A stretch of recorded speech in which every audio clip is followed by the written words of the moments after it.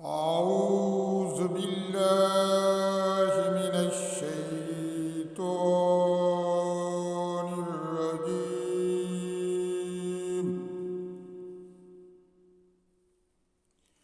بسم الله الرحمن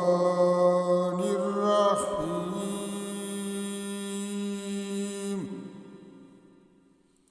وإذ قلنا للملائكة اسجدوا لآدم فسجدوا إلا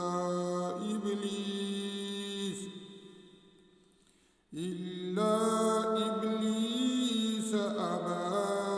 فقلنا يا آدم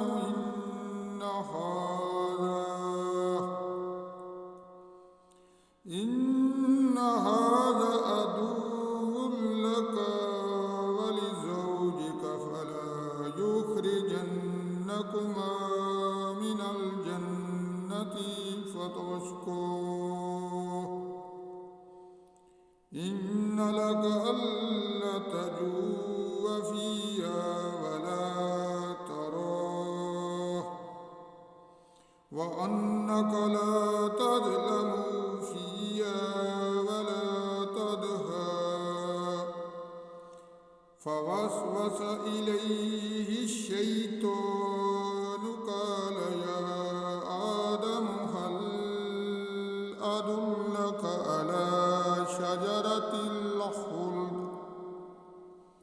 شجرة الخلد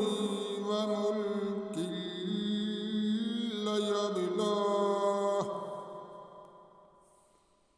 فأكل منها فبدا لهما سوآتهما وطفقا يخصفان عليهما من ورق الجنة وعصى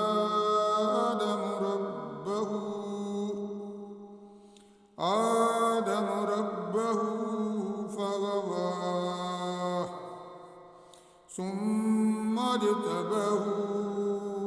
ربه فتاب عليه وهداه قال اهبط منها جميعا بعضكم لبعض عدو فإما يأتينكم مني هدى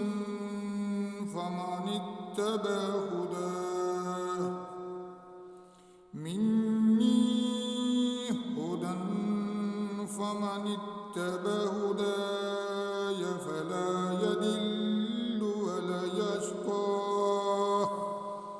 ومن أراد عن ذكري فإن له معيشة ضنكا ونحشره يوم القيامة أعمى قال رب لما حشرتني أعمى وقد كنت بصيرا قال كذلك أتتك آياتنا فنسيتها وكذلك اليوم تنسى